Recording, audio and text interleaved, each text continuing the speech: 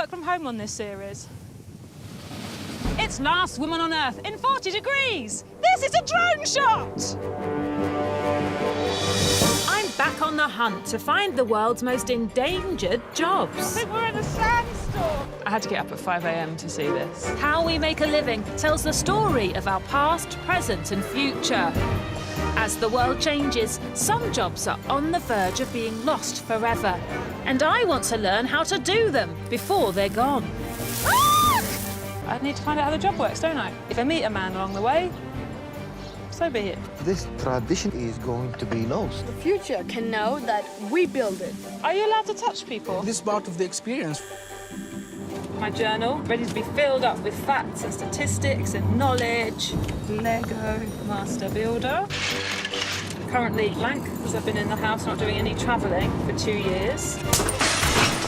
This is very un-British. All right. What's she doing? You've broken it already. I'm so sorry. First time pouring molten metal, right? Yes. Oh my God. Do another series, they said. This is the way to travel in the desert, huh?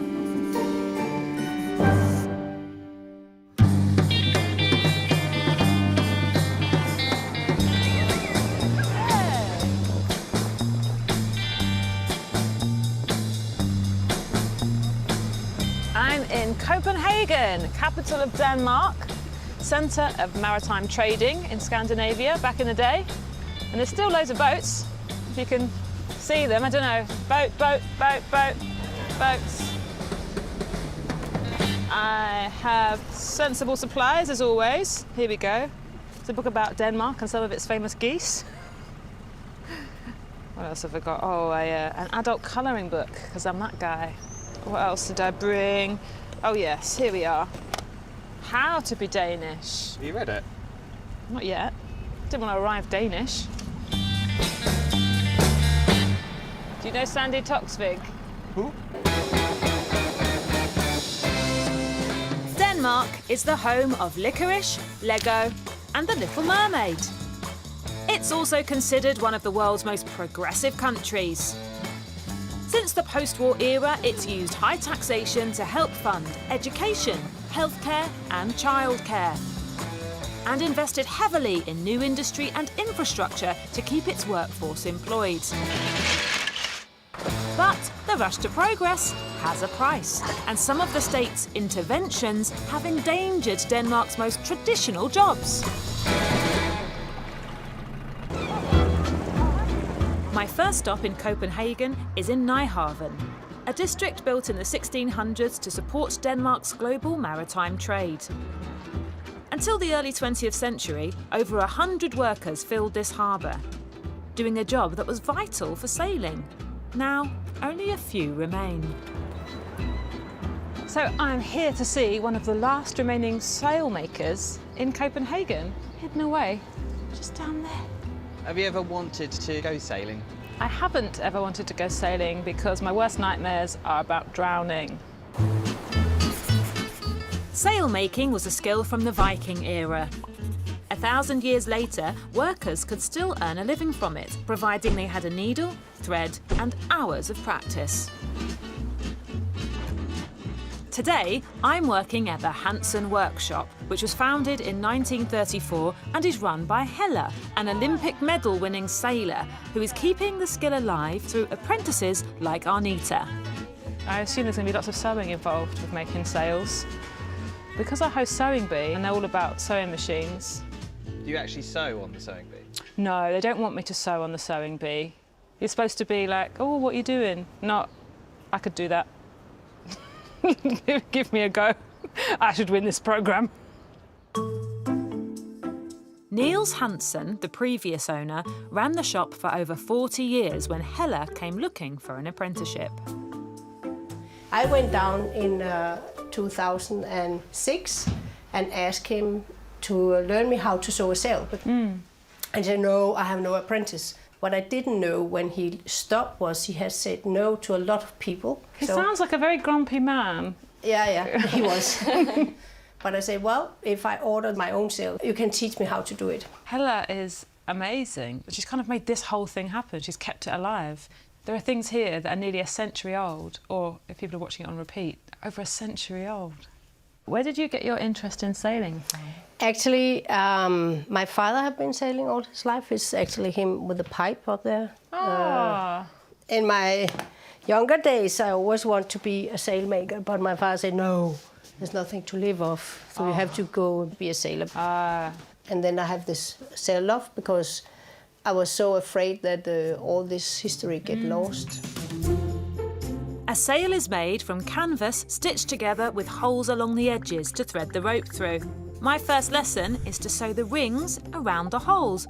A perfect job for beginners. We make a little ring here, Yeah? and it's called a crummet, and it's made out of tarred hemp. Yes. You know what my father called those ones? What? He always called it an asshole for a rocking horse. I don't think they make rocking horses with bum holes. That's the thing. I've never lifted up the tail on a rocking horse to see is it anatomically correct. You really have to use your glove to pull it down. So why do you think it did start disappearing in Copenhagen? A lot of the job went to the east when it was cheaper to just make a drawing on the internet, and then the sail was sewing in China and you get the sail back. Yeah. But there's no two sails which is the same when we are making it. Denmark is the world's 5th largest shipping nation, and its shipbuilding industry was a leading employer for centuries. But in the 1970s, countries with larger, cheaper labour like China began to dominate the market. So the government had to act to prevent people losing their livelihoods. They retrained the workforce for sustainable industries like wind turbine production, which is now a €1 billion business. So Oops. Here's the thing, I thought, OK, hand sewing I'm very comfortable with, I'll be great at this. It just wouldn't budge. Come on then, mate. I could feel Hella's frustration watching me. I've broken the glove. luckily, you don't broke your hand. I think I should do this, huh, Joe? I hope no one from Sewing Bee watches this, because it'll undermine my authority. For my next task, Hella is handing me over to Anita. What made you want to do this, to be an apprentice? I like working with my hands, and quite a unique workplace as well. It is, it's so old-fashioned and it smells so tobacco-y. All of my friends are always saying, oh, you smell like a bonfire, oh, you smell like a sausage. For this task, I get to use a sewing machine to attach the last canvas strip needed to complete the sail. Also a job for beginners. Now we're going to start sewing. So what you don't realise about sail is it's not one piece of fabric. It has a pattern that you have to put together, exactly. Oh, yeah. The first time I got it wrong, I thought, OK, I'm new to this. That's I went off the edge. Yeah. I went off the edge. And then when I got it wrong straight away again, I was a bit frustrated. I've done it again, I've gone off the side. Yeah. Every time I did a bit more, we had to go even further back to correct it. Oh, we've gone off the edge again. And then what happened? Well, then I got taken off. It's like when I worked at Tesco and I wasn't allowed on the till anymore, I just had to pack the bags. I wasn't good enough for chatting to people about their shopping. You have to be sort of like, ooh, jazz apples. I want to show you, Sarah, how we are measuring the sail. Ah, so you need a massive amount of space to do it. Yeah. When all the bits of the sail have been sewn together, it must be spread out like a giant picnic blanket to check if it's still the right size. But in Copenhagen, finding enough space for this job can be a bit tricky. Gosh. Oh no, I'm swinging. Ow! I got spiked! Oh, God. Have you ever seen the Chuckle Brothers? No. Do you know who they are? No, They who go, are they? to me, to you, and they get stuck, and that's us three. With our sail measurements looking ship-shape, Hella has one final job for me. Great. And then we go Where are we going? down to the ship. Down to the ship. The last of the sailmaker tasks actually happens on the boat. So I'm joining Hella and Anita on board the Halmo, a schooner built in 1900 that was completely restored in 2011. As part of the renovation, all of its sails were handmade to the original designs by Hella. Welcome aboard. Thank you for having me. The final stage of being a sail maker is learning how to erect the sails. Hella, it's very, very good craftsmanship. It was a bit of a shock to the system after sitting around all day sewing. It's quite high. Thank you. So, pull it through like that, and then like this, nice and tight. Yeah, you're natural. Oh, God. Do you know what? I'm going, just do it really quickly before you fall in the sea. And then finally, ready? Yeah. Pulling up the ropes, watching the sail in all of her majesty. This would be good at the gym, I think.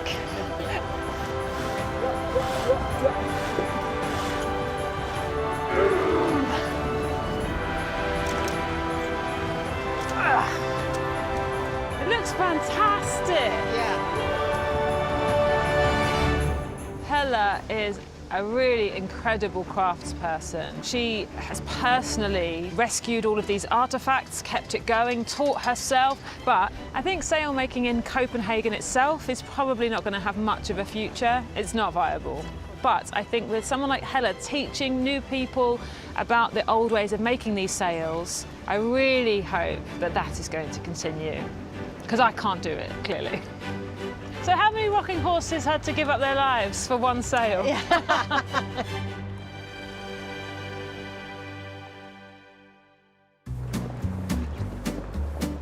For centuries, Nyhavn was a hangout for sailors, renowned for its bars and brothels. When the shipping industry moved away, the state transformed the neglected area into a tourist hotspot, endangering one of its oldest and most evocative trades. Have you got any tattoos? I've got one tattoo. I used to say this tattoo ages me more than anything that will ever happen to my face. This is how you'll know, oh, okay, she was a teenager in the 90s.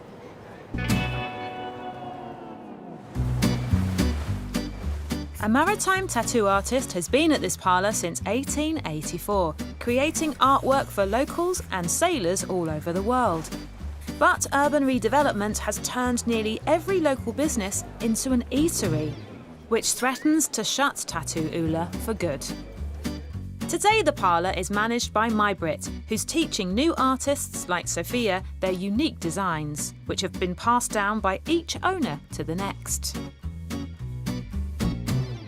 This is incredible. Thank you. I wasn't expecting it. I was all restaurants and cafes, and then here you are. Yeah, and you can almost not find it. It must be really special to know that you're sort of carrying on a tradition of tattooing. Exactly. Here we do have the king, Frederick IX, and he got 2 tattoos down here. Frederick IX was a Danish king who reigned from 1947 till 1972. He got the nickname Sailor King for his love of tattoos and boats and was a regular in this area. It must be an absolute honour to tattoo royal family. Definitely. He was a lot out here just sitting and hanging out. Yeah. I have a book with a lot of old stuff here. They seem like sort of sailor tattoos. Yes. Are we going to pixelate all these boobies? With tattoos, these historical ones are passed down from sort of artist to apprentice, and you can actually see that in the book. And that's what's so unique about this tattoo parlour, is that there has been this overlap of knowledge and artistic expertise from over 100 years ago to now. Well, I'm here to work. Yeah. Okay, so where do we start? We could start to try to make a stencil. What about a bird or an insect? Or a funny fish. Funny fish is great. Yeah. Yeah, I love that. Let's do that. Let's do that? Yeah. And you can trace it on that. Okay. I haven't done tracing since primary school. What was it like when you very first started here? There was actually no tattoo shops in Sweden and Norway. So all of the customers came down here. And this was like the place where all of the tattoo artists in the street, they were like always drinking down here and smoking. Yeah. In the 80s, this got to be like a restaurant street. But in the 70s, nobody wanted to live here. You got the houses super cheap. Oh, really? It was not like a fancy place like it is today. In the 1970s, the state began a campaign of redevelopment in Copenhagen, demolishing neglected estates and displacing tens of thousands of people. It revitalised areas like Nyhavn, gentrifying them in the process. Today, new businesses have all but replaced the old ones, sometimes by force. Mybrit recently won a 4-year court case to stop a nearby restaurant expanding and evicting Tattoo Ula. I had a court case with they tried to close the shop because they wanted to make this to a kitchen. And I thought it was too much history. Yeah, of course, it should be protected. Exactly. Yes. I'm the gentrified. I'm the problem, actually. Me and my types with their avocados on toast. You got anything vegan? Mybrit, did you learn like this? No. No? No, I tattooed on a dead pig. Oh, God. And I actually made it after and ate it, but... You're such an interesting woman. Having mastered the tracing, I got to switch my pen for a needle. That's a tiny little needle, isn't it? It works by jabbing someone with ink hundreds of times and making them bleed until you've made a beautiful picture. It takes in all of your focus, doesn't it? Yeah, it does. Yeah. I'm really enjoying it. But it's very hard, this. I tattooed myself, did you see? I went through my glove. I've got the smallest tattoo in the world. Has that actually gone through? Yes, mate. That's for life now. And it really hurt. Would you like to try to do it on a human? No? Who's going to let me put a tattoo on them? Yeah. As for you? What was it again? This is part of the apprenticeship. Yeah.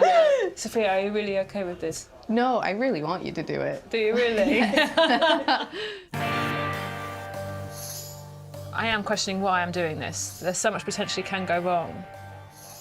But this isn't a really, really old tracing parlour. I've got to do a tattoo or I've not done the job. Hey, there we go.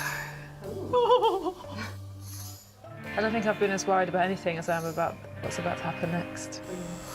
Okay. Oh God, I feel sick.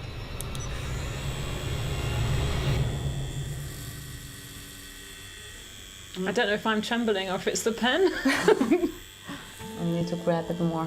Grab the machine. I'll grab the machine more. Grab the machine, yes.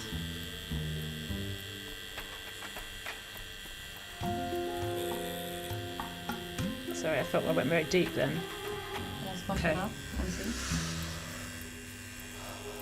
The tattoo process is really hard, and occasionally they go like that because you've jabbed them. Sorry. Every time you're going up, blood just comes up. So that's what you're wiping away, is the blood. Sorry, I'm wobbling on that one. That was better. I'm trying to control my breathing.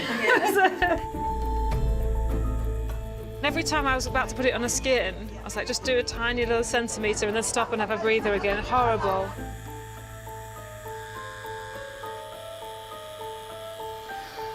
You can breathe. Breathe! Look, it's a funny fish. I don't think I'm going to sleep tonight. Every time I close my eyes, I'm going to see a needle heading towards someone else's arm. Thank you so much for letting me practice on you. No problem. I think this job is incredibly high-pressured, and I have a huge amount of respect for the artist. But what Mybrit does here, it's not just she's good at tattooing. This is history. This is like a museum to how the place used to be used, who it used to be used by. And she's keeping this place going in the midst of this. If the tattoo parlour wasn't here, God, it'd be so sad, wouldn't it? Because this is the last bit of like proper character from the area. These guys don't care. They just want their Aperol spritzes.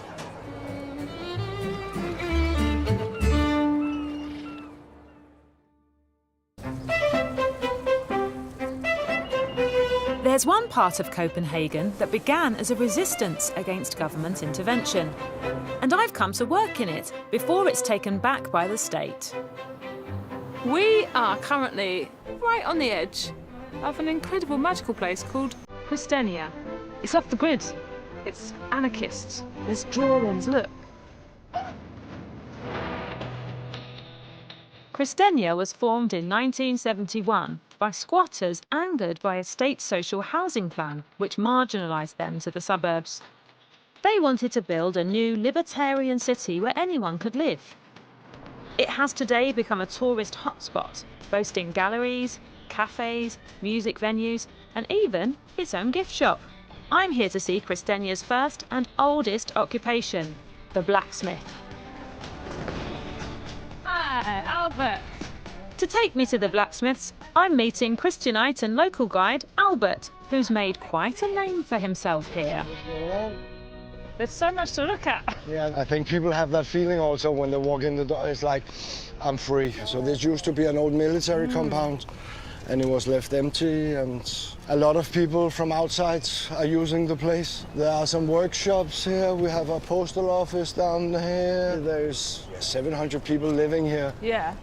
Christiania is kind of separate to the rest of Denmark. It has its own rules. Yeah, some of them are quite simple. No weapons, no violence. No stealing. Yeah. One rule in Christiania that hasn't gone down well with the government is its policy on drugs. Here it's considered an important freedom, and drug dealers openly sell cannabis in a small area known as Pusher Street. But in Denmark, drug dealing is illegal, which means police raids are a daily occurrence here, with one happening just before we arrived. Shh, don't look, it's obvious, it's too obvious. Be cool, guys. So now actually we're in Pusher Street, the mood can change. Oh, the smell changed. Yeah. So you can smell this one. Okay. Oh gosh. So That's a fine it's a vintage, strong I don't know what to smell. say. I'm not condoning it, and also I don't want any. I have no tolerance. What do you mean, no I tolerance? fall asleep, just even it in the air around me. I did not have a fun time at university. I did get my 8 hours a night. This place takes up a lot of time. It's only these 100 meters. Yeah. And this square. Yeah. But there's so much more. Pusher Street became a flashpoint as the government tried to take back control of Christiania. In 2004, stricter legislation on drugs led to regular police raids. Then, 10 years ago, residents were forced to buy up the land in a deal that left many in debt and undermined the principles of a community that rejected ownership. Are people from Copenhagen proud of Christiania? I think so. Yeah. It would never succeed now, 50 years later. Oh, what, you couldn't start something You couldn't like start this? something like this now. So it's become more conservative, you think? It has over the years. Yeah. Christiania is also famous for its cargo bikes, which were invented by the blacksmiths as an early form of transport. And it seemed like the perfect way to tour the rest of the city. Oh no! Although maybe Albert should have led. Calm down, Pasco. Okay. All of the architecture different, yeah. But many of them started out as caravans, and people had families, and they built another little extension to it. They're like fairy tale houses. It feels like Hansel and Gretel. I mean, we're right in the centre of Copenhagen. This is prime real estate, and it's taken up by people who just want to be left alone to live their own lives. What changes have you noticed since you've been here? Back then it was easier to ask for forgiveness instead of asking for permission. Oh, I see. Oops, daisy. Just wanted you to enjoy the view. Touch wood. Wow. Yeah, so you see how big it and how far it stretches. Yeah. So I've been a tourist, but now I do have to go to work. Have a good one. Thank you, All the bye. best. Bye, Albert. I'm going to go and learn how to be a blacksmith. The Christiania blacksmith was a job created out of necessity. When the first settlers came, their goal was to build a new town from scratch, which meant constructing houses, bike trailers, even ovens. And the blacksmith became an integral occupation. Now, the state has banned residents from building new homes, jeopardising the future of one of the first businesses here. Charlotte took over this blacksmith in 1997 and has taught herself to build everything from houses to home furniture. this is beautiful. Oh, thank you very much. What made you want to be a blacksmith? I just started one day to weld. I just loved it. And then I find two other girls, and then we started a company. Oh, really? Yeah, because for many, many years we have been a woman's blacksmith. Is that Yeah. unusual? It was quite unusual 27 years ago. But I can show you our workshop here. Oh, wow. So what kind of work do you do in here? Oh, my gosh, I see. What am I going to be doing today? I'm making a little furniture for children. Oh. So like you have a Yeah, small little child. baby, yeah. You have a baby. Yeah. Ah, okay. So I think you will like it. Okay, come and show me. Ta-da! I am apprenticing with Charlotte making, it's not like a doll's house bench or bed. I think it's for teddy bears. When they're waiting for the bus or something. We need to start cutting things. Okay. And then Tighten you it? Close it. Yeah. Yeah. The other way. The other tighten, I see. Yeah. How did you learn to do all this? You know, just learning by doing. Did you sort of taught yourself? I had built a couple of houses, smaller houses, like you maybe have seen in Christine. Yeah. And so I knew a little bit about tools. Yeah, if you are starting again from scratch, there's loads of stuff you need. And you do need a place like this to make it. It's also a very straight company. Yeah. People are never drinking, smoking, things like that here. Oh, yeah, it's Never. not like outside. Not. This is the boffins at school, sort of doing CDT on their lunch break. And that's the naughty kids smoking out by the weir. They're not getting any GCSEs. Yeah? Yeah. We can make one more here. Yeah. Composition of a bench, in case you wanted to make one at home. Cutting up the slats, arms and legs and back. There's cutting, grinding, just the edges. And then you want to be bending All the way over. your arms, legs, the frame. Actually comes a lovely corner. And then welding it all together. Slowly. No, just try it. No, just don't rush me, Charlotte. This is the most dangerous thing I've ever held.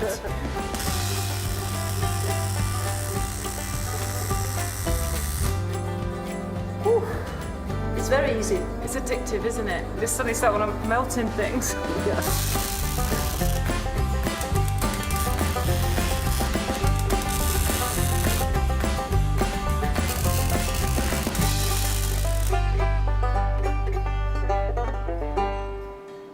So what attracted you to the place? I started coming here when I was 10 years old. When I was a little older, there was music and theater. And then I moved in when I was 21. And I have 2 kids, building a house. Yeah. Yeah, for me it has been a very good playground. Yeah. Yeah. Has it changed a lot since? It has You changed first came? quite a lot. In the startup days, you know, everybody was working here and there was party. And then, of course, you know, everybody knows that it has not been easy also because the government have been after us all the time for many, many years. In a way, I cannot do so much about it. I can just trying to do something I feel that's good for this town. Charlotte has a really different attitude, and it seems so much more about this as a place to live, to have the residential area and the benefits of that. And that's completely different to sort of Pusher Street. Good job. Look at the bench. It's not suitable for babies. It's got loads of bits of metal on it. Just jagged bits. But it's really nice. Gosh, it's quite heavy. Now you're a welder. I'm a welder.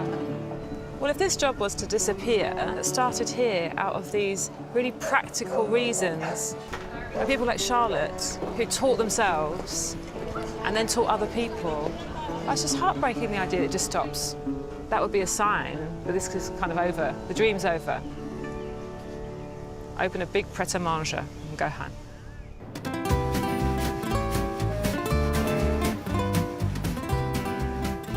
Regenerated cities like Copenhagen drew in workers from the Danish countryside, attracted to better job opportunities. I want to know how this affected the rural communities.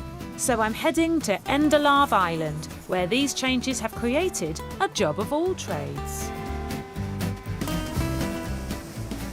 On the island is a man I'm fascinated by. He's the island caretaker. I'm used to meeting people with one job. This guy's got more than that, many, many more. I feel a bit odd about this encounter because I'm the person who has all the jobs. That's the point of this show. This is like a standoff. Here's the male me. Who's got the most jobs? We're about to find out. Endelave was once a flourishing farming island. Today, it has a dwindling population, and the island's most important jobs have been left in the hands of the caretaker. Jürgen has been on the island since 1970, and in that time has clocked up a new job about every 3 years. Hello! Ahoy! And welcome to the island. I hope you can be my assistant. I can.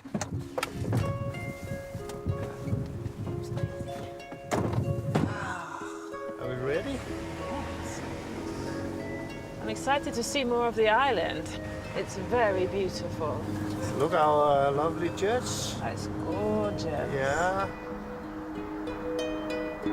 Soon we come to our golf. Is it mini golf? It's not mini golf. Look. I think it's 5 holes. Yeah, you wouldn't need a golf cart, would you, to take you around on the golfing green? And now we come to the airport. Oh my gosh. Yes. That's an airport with those little tiny planes. Yes. Oh wow. Yeah. In the 32 years I have been here, it's changed a lot. There was 500 people living here. Oh really? In the 20s. Okay. So. And how many people live here now, do you think? 160. Where did the other people go? They moved on the mainland because, of course, a lot of them were small farmers and fishermen. They need to go to the mainland to get jobs. So what's it like for young people on the island? There are not so many young people. It's mostly pensionists. There are no jobs for them, and that may be the biggest problem for the island. As Jürgen was explaining, people are retiring or moving away, and these jobs need to be done. The islanders need them to happen, and so he's just stepping up, doing it.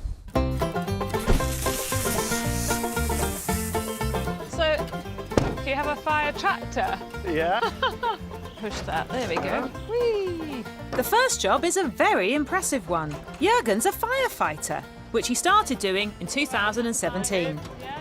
The islanders use old farming machinery with new pumps to go over any terrain and take water from sources nearby, like this lake. So when was the last big fire you put out? We have a little car fire for half a year ago. Okay. The car was totally burnt. But no one was injured? No, but she was my neighbor. She stayed in the kitchen and making coffee. Oh, I see. I could see her. She'd done enough damage for one day, hasn't she? Yeah, Yes. I think so, Yeah. yes. So before that fire, has there not been a fire for a while? 2 years maybe. Okay, so averaging one every 2 years. Yeah.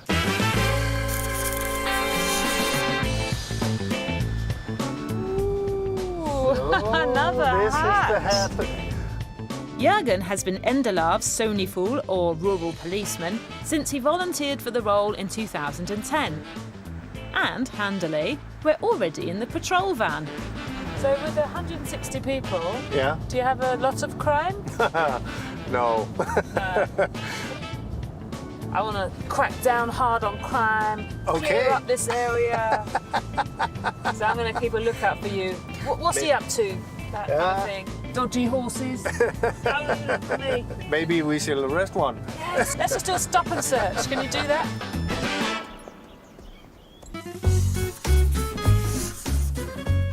The harbour master was Jürgen's first job on the island, and it's the one that takes up most of his time. Now Endelave is a tourist destination, new boats moor up here every day in the peak season. Most of my job is to talk with people, and of course they ask, what shall we see, where the restaurant is. So it's a bit like a tour guide. You're the first port of call, literally, in the harbour. Yeah. I hope no one asks me. When a lot come and ask you. Yeah, where's the shop? I don't know. Where's the restaurant? I don't know. So, how did you end up here? Me and my family must try something else. Yes. And then my wife put the newspaper over to me and asked, Could that be something? Oh, so you've never been here? No. And your wife said, So, yeah. I've got an idea, let's go. Yeah. And you've been here ever since? Yeah. From one newspaper pushed across the Yeah, table? yeah. And your wife likes it here? Yeah, she's here still. But I'm divorced. Ah.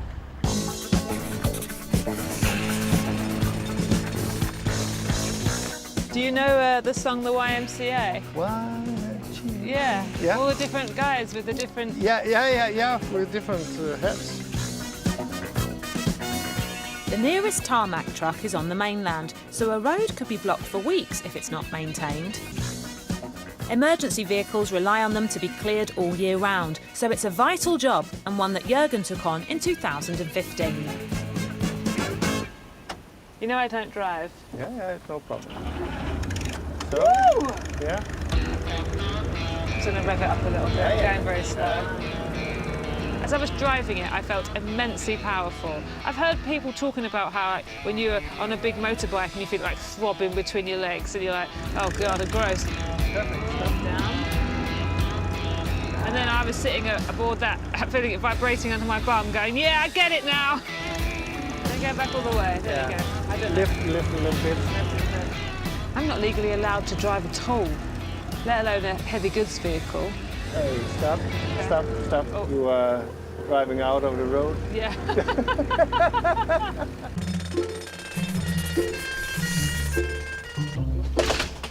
Oh, that's good. Yeah.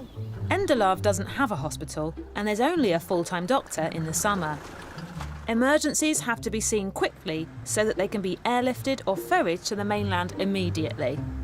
Jürgen has been on call to do this job 24/7 for 20 years, which he shares with one other islander. What's the worst kind of patient? When we know someone who are very sick, it can be feelings involved. So, Oh, I see. Yeah, that can be a problem. Yeah, of course, that's very hard. Especially if they are very, very ill. Yeah, so you have to be sort of professional, Yeah, even though that's someone you know well. yeah. If anyone does pass away, who takes people to the funeral parlour? Yeah, sometimes. So you do that as well? Yeah. You've got so many jobs, you forgot one. Yeah, that's right. The ambulance really gave me an insight actually into the importance of Jürgen's role here in general. Because yes, some things might not be needed very often, but when they are, it's bloody serious. I'm quite interested in your ex-wife and you both living in this very small island separately. Yeah, but it's no problem. The other day her electricity go wrong and I need to come and help her, so... Oh, so you've got an electrician as well now? Yeah. It's another job. Yeah. You must do everything when you live on a little island. Agriculture was once Denmark's largest industry. But after 2 world wars, a global depression saw exports decline and unemployment soar.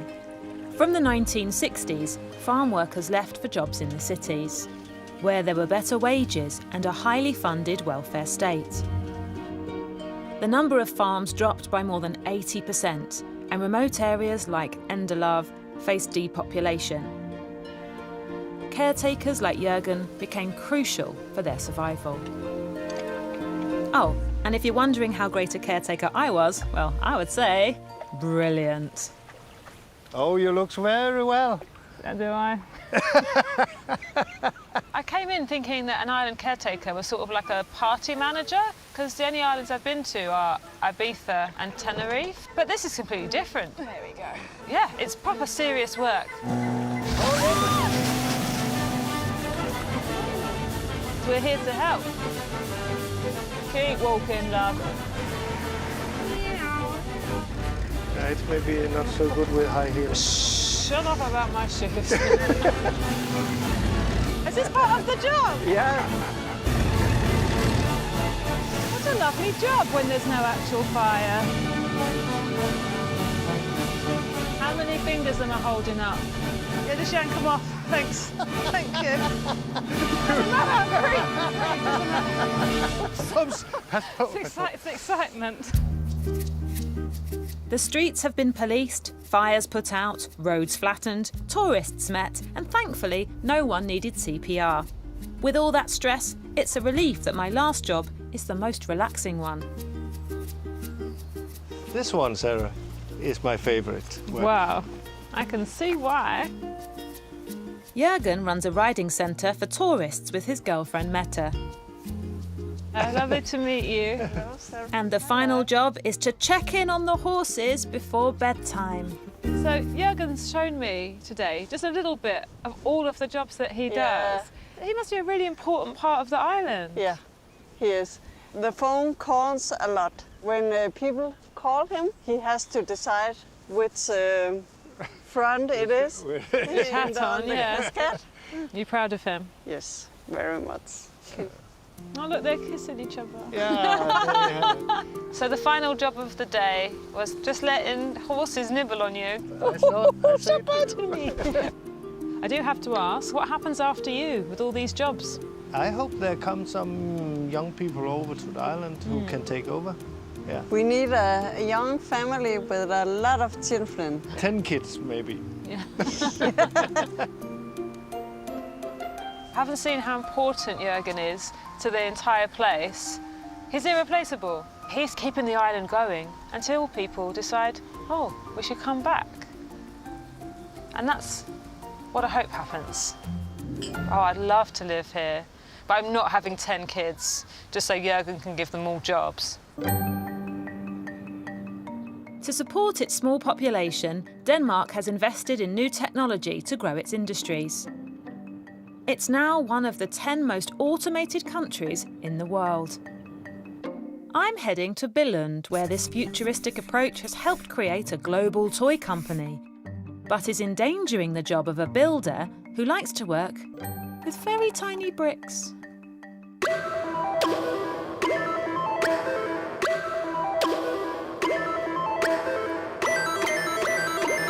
Done it.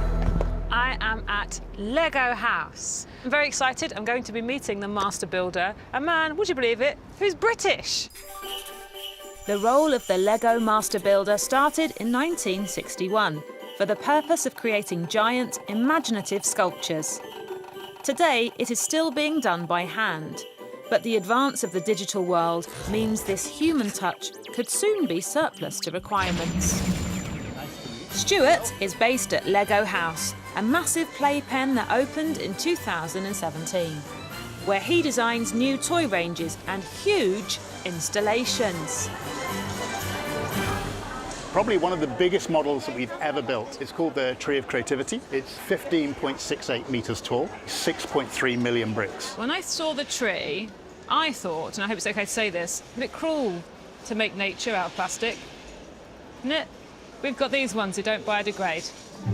Have you always been doing this since you were a little boy? Well, actually, yes, pretty much, yes. Yeah. If I talked to 8-year-old me and said, you know, you could work for the Lego Group one day, it would have blown my mind. Yeah. You know, that it was my favourite toy. So up on the top level, you've got these massive creations, the dinosaurs, but behind them in these glass cases, the most incredible structures, and these are just made by fans.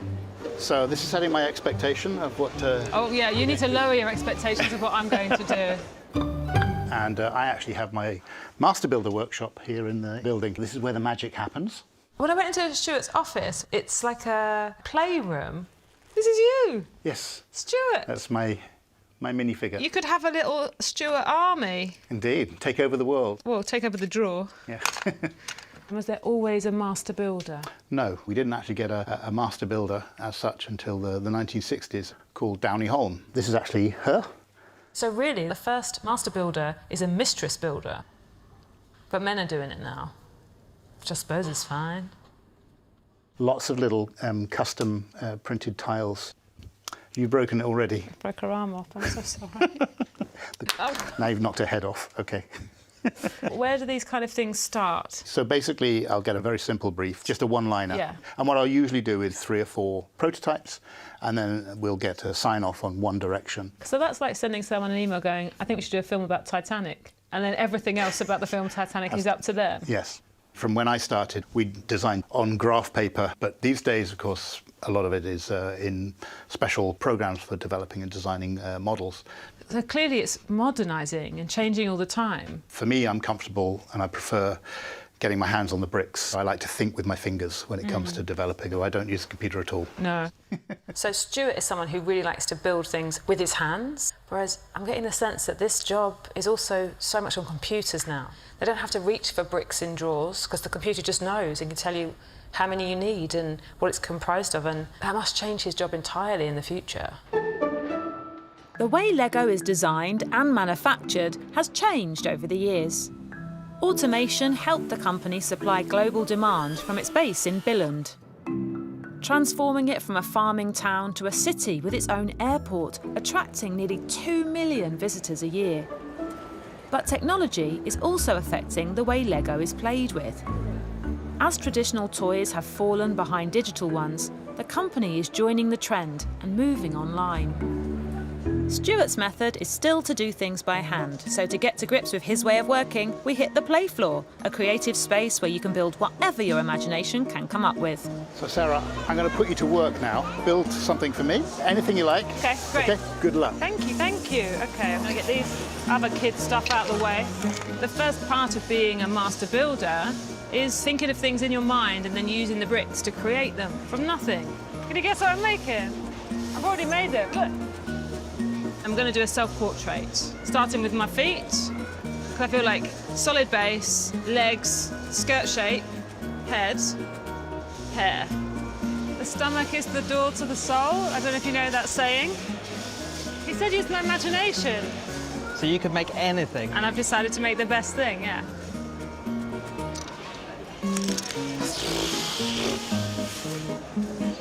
Oh. Do they have any Pritt stick? Oh, cool, finished, so. What happened to your original? I don't know what you're talking about, mate. Yes, it's not a self-portrait anymore. It's more like a spirit animal of me. Let's make a little bit of space for it. Put this one on here. It is your work now that's in the display case. Good luck proving it's not. I've only just turned 41, that's so rude.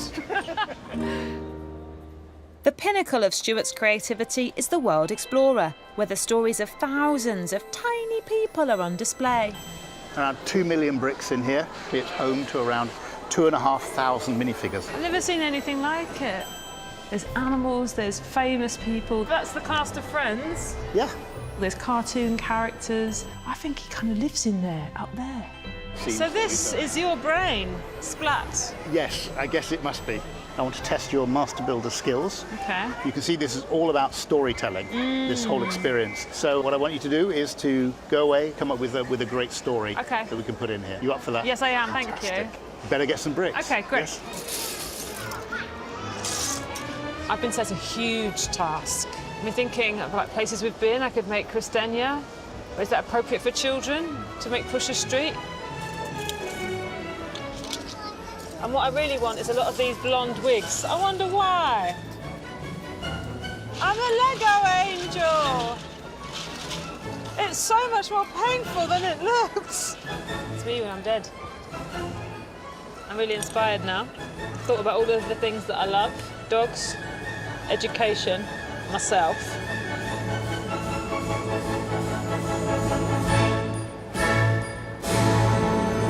I was very intimidated about creating a whole section, and I thought, they've got everything already, anything I could think of, a pub, a church, a town hall, it's all there. And then I thought, what don't they have? This is a university for dogs. Of course. So outside there I am, telling all these people who aren't dogs they can't come in. It's an army of me, the Pasco army, to protect everyone. A slide, whee! What do they study? Sniffing. And then sometimes it's just lessons about sort of social responsibility, like don't attack the post people. So yes, that's quite an imagination. Well, you've definitely brought it out of me today, actually. I was stealing stuff this morning. Now look at me. At the beginning of the day, I wasn't that enthusiastic. The first tasks, I didn't do very well. Wow. And then I found how I do Lego. You made it into the World Explorer. I'm so happy. With lots of dogs and little women that look like me. And the Pasco army. And then I really enjoyed it. It's a great addition to the neighbourhood. Something I've learned about this job is that it really is about Stuart. But the thing that worries me is that Watching kids playing with their hands with coloured bricks feels old-fashioned already. They're all on computers and screens, and that's the future of kids' toys, and probably the master builder. So what happens to this? The job is in danger. Oh, it's such an amazing thing that I'm going to be a tiny little part of this incredible, huge world that you've built. How long will it stay there for? Who knows? You're taking it down when I leave, aren't you? No, not quite. What would you change if you were master builder? Well, I'd try and make it sustainable.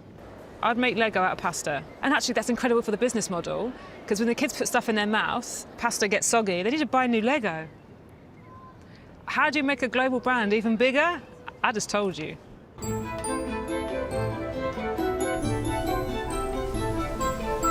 going to come nearer, or do I have to shout this? Another day, another ferry. I know in the programme this is going to look like it was a couple of minutes in a lovely boat, and then there'll be like a picture of a map and some dots, but actually it's been about an 8-hour journey with loads of smelly men and their heavy things. For my final job, I'm going to try a traditional craft which could benefit the country's drive for progression. I've come to an island in the very north of Denmark, where a skill brought back from extinction might be the future of building more sustainable homes.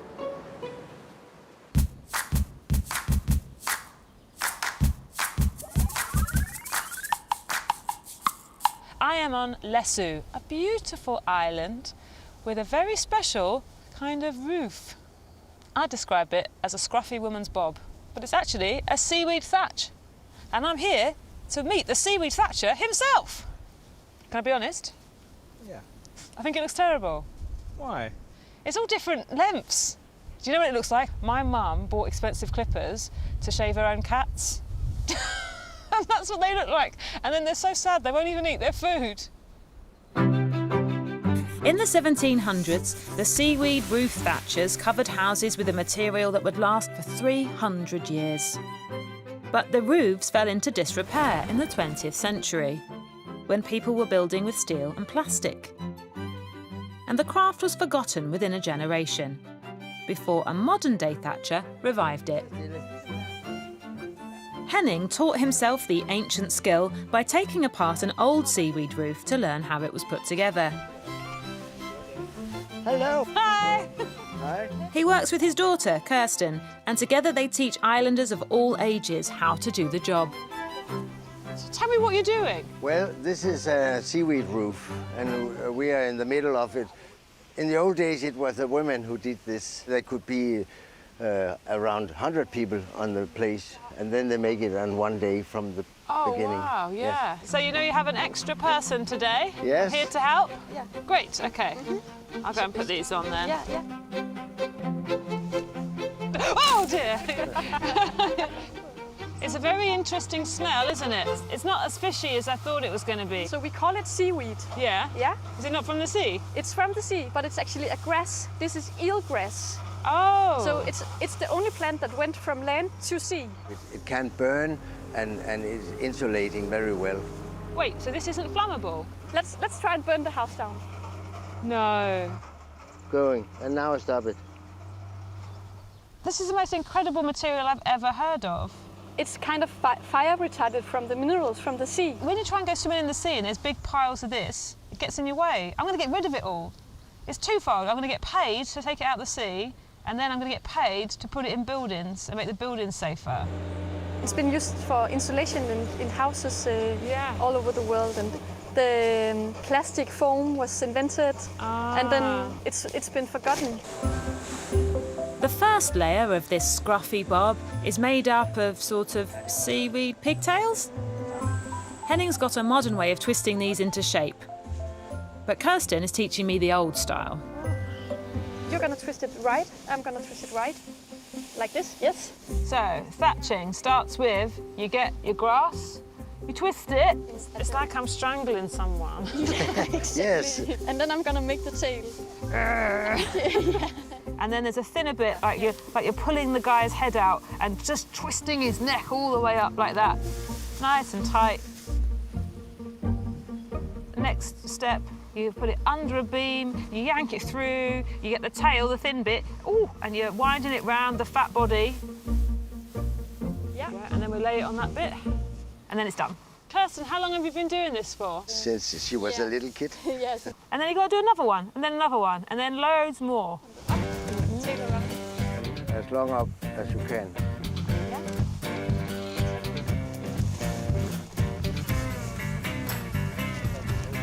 Come on. What are you doing under there? We're working. As you see, it's actually really like... Ooh. I've never been up on a roof before. Really? No, of course not. It's okay. Once the first layer is threaded, the roof is then lined with tons of loose seaweed, which is spread all over. I'm gonna...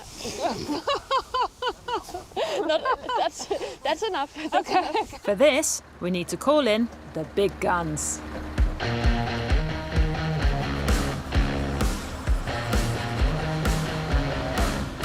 All of this looks like a beautiful painting, doesn't it? Like a constable or something. And then the house itself is a bit like Dougal from the Magic Roundabout. That's an old reference. Do we have young people watching this programme? Looks like Harry Styles' dog. You are amazing good. It's very easy to learn, isn't it? Henning, why did you start to do this? When you're used to making a straw roof, and you know it will maximum 50 years old, maximum. Right. Yes, and then you see these houses and know that they are several hundred years old. Then you find... Makes more sense. Yeah. Yeah. Whee! I have a company now making a modern building material out of eelgrass. Oh, wow. Yeah, so my interest in eelgrass has grown into a new thing that can take eelgrass into the future. Seaweed roofs were created by female islanders who used driftwood covered in eelgrass. 300 years ago, it was a zero-carbon product that could insulate a house for free. Today, Kirsten has found a way to use it in modern homes by manufacturing eelgrass tiles, inventing a sustainable industry that could be the future of construction. I really liked this job. I didn't expect to. I wasn't a fan when I first looked at the roof. I think we need a little more eelgrass over here. No! I'm being bullied! You know, 2 minutes more, you'll be forgotten. I know, I'll be stuck in the roof. We never find an English lady in the room. Yeah. And I now look at that roof and I think it's quite beautiful. Maybe because I understand it more. Maybe because they made me do it. What do you think of this project? Great idea, and now the future can know that we build it. Oh, absolutely, I'd like to see this job kept alive. It's been brought back from the dead. That's perfect, that's really good. So all of these jobs have been endangered because in its rush for progress, Denmark is going into the future and leaving some things, even though they were excellent, sort of behind. Oh, now I'm high! Queen of the eelgrass roof. But maybe the good thing about this job is it's taken something from the past that was really good and bringing it back, and with the focus now on things like sustainability, things lasting for a long time, being done really well, hopefully there'll be a sort of movement that includes things like this into the future. Henning, are you proud of what you do? I'm proud of what I do, yes. Yeah. And I'm proud of so many good helpers I always can get. Yay! Does the dog wee in the eelgrass? Yeah. Heading far away from home and way out of his comfort zone, it's the BAFTA-nominated Misadventures of Romesh Ranganathan on BBC iPlayer. Press red now. Time for tea, next on BBC Two, in a thrilling QIXL.